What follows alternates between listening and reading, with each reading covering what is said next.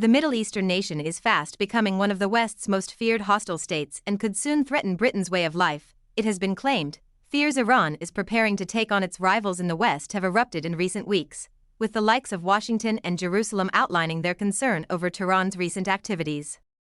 The country, led by President Ebrahim Raisi, has been drawing ever closer to Russia as the war with Ukraine rumbles on, supplying huge amounts of bullets, rockets, and mortar shells to support Vladimir Putin's invasion.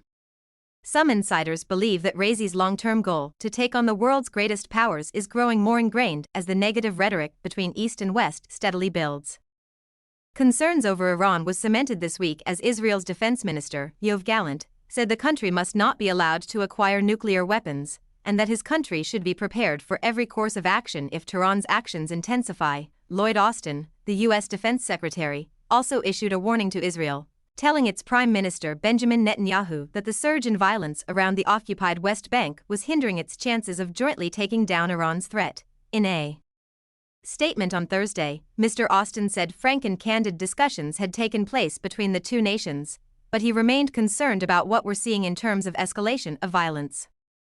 Ahead of the meeting, the Financial Times reported, a U.S. official added, focusing on violence in the West Bank detracts from our ability to focus on Iran's dangerous nuclear advances and continuing regional and global aggression. Iran's next moves were recently analyzed in a piece by Thannk, the Telegraph's defense editor and chief foreign affairs columnist, titled, Iran is gearing up to attack Britain and the West. He described how Iran's deepening desire to intensify its confrontation with the West is evident from the support it has given. Washington's national security departments have noted how the country was aiming to expand its military support by providing ballistic missiles. Mr. Coughlin continued, at the same time, there is evidence that Iran is increasing its more low-level terrorist activities in Europe. The presence of Iranian hit squads in London sent to silence critics of the regime recently forced a prominent Iranian opposition channel to relocate to Washington.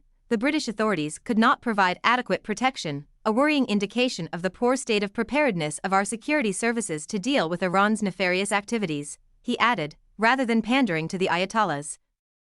There now needs to be a major rethink of how we deal with Iran, one that takes full cognizance of the scale of Tehran's hostile intent.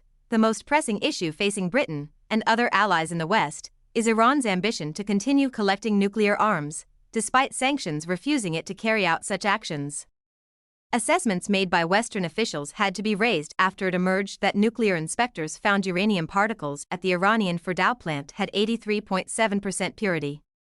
Hidden deep within the country's mountains, the facility, Mr. Coughlin noted, was built in the early part of the millennium and was subjected to desperate attempts by Iranians to conceal the existence of it from the United Nations. Knowing the plant represented a breach of the Treaty of the Non-Proliferation of Nuclear Weapons, Mr. Coughlin added, it is not the first time that inspectors have found undeclared traces of highly enriched uranium at Iranian facilities. Prior to the nuclear deal with Iran that the Barack Obama administration helped negotiate in 2015, the main cause of the standoff between Iran and the West was Tehran's refusal to explain the discovery of enriched particles at several sites. The recent report outlining how Iran has begun enriching uranium, which is used in nuclear